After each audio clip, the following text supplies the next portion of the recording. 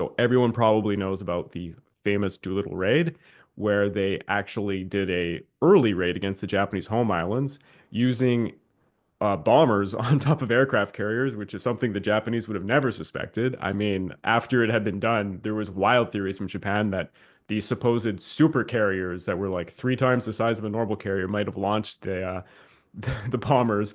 But regardless of that, Doolittle performed something that raised morale for the entire nation during a time in which they had taken so many losses.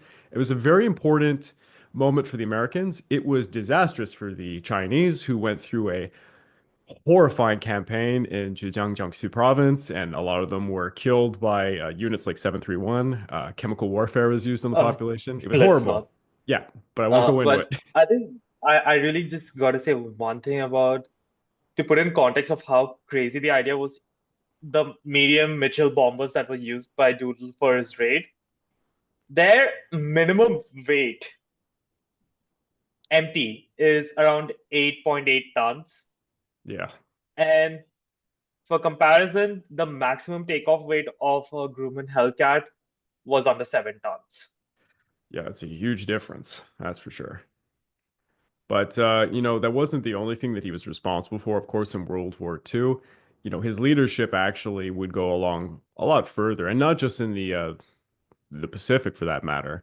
Doolittle was instrumental in improving bomber tactics, such as the use of tighter formations, for better self-defense against enemy fighters, and he improved precision bombing, against key industrial targets.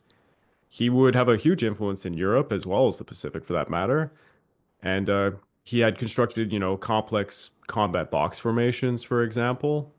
And I would say overall, he was both a great commander in the sense of aviation, but he was also a great face for aviation. He really improved the morale of the nation. I don't want to go too much Uh, further into it, but yeah. I would just say one thing I really like is his innovations that he got forward tactically for escorts more than the bombers. Yeah. So the doctrine that existed with the United States before Doolittle changed it Hmm. was fighters have to operate right around their bombers. We've seen in Yeah, the of Battle of course. Britain, bombers are slow and they take away from one of the a fighter aircraft's greatest strength over a bomber, speed. Doolittle actually just did away with it. He's like he's there were groups of fighters that would be near the bombers. They were not unprotected, but he would be sending these advanced groups out, or which were usually P-38s or P-47s, to proactively attack and strafe the enemy ground installations and aircraft. Yeah, of course. So this allowed them to operate at full capacity and full efficiency of each machine. And this, I think, I remember talking this with one of my uncle. He's an aviator from the Indian Air Force, served for about almost 25, 30 years. So when he explained like how you have these roving fighters which Doolittle pioneered, right? This tactic of these aggressive sweeps, he said this can be one of the most influential groups in a air strategic campaign. So Yeah. just wanted to add that. And I'm going to make this quick, but I think he needs to share this title with someone a lot of people would actually say doesn't deserve it. And there is a lot of critique for this guy. But of course, it's, well, the leader of Bomber Command, Curtis LeMay, who I guess you could say, let me just get that picture a bit bigger, was a necessary evil. Um, the biggest critique of Curtis LeMay is that his innovations caused unbelievable harm, of course, to the Japanese, because he was in control of kind of the end game for Japan, I guess we'll call it.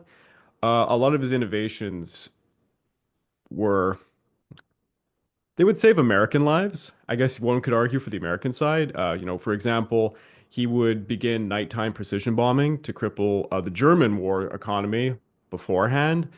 But when he came over to Japan, given, how the makeup of Japan and how their buildings are made, he elected to do firebombing because they couldn't seem to hit the industry of the Japanese because the industry had been moved basically all around the country, even in the rural areas, because they couldn't concentrate anymore because of all the bombing. So they began firebombing using the super fortresses. And something that people really don't like is Curtis LeMay. implemented some operations while he was the brain behind them that were what broke the Japanese. So, for example, one that people don't talk about as much is Operation Starvation, and that was using aircraft to drop mines around all the ports and seaway entries to the Japanese home islands. And this, as the name says, it starved the Japanese out, and that was a big part of why they would have to finally give up.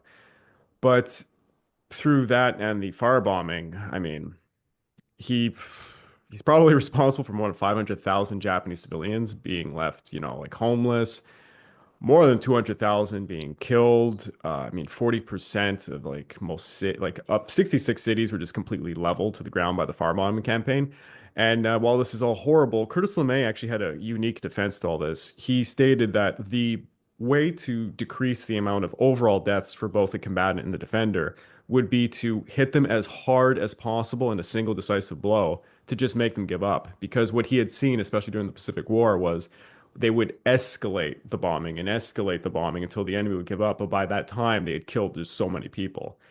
So, going forward, even after World War II, he would be, of a great influence during the Cold War era, especially with atomic weaponry. And his doctrine was kind of what became the doctrine of the United States. And I think he deserves a place here, but he's definitely a reviled figure. I'll say that much as well.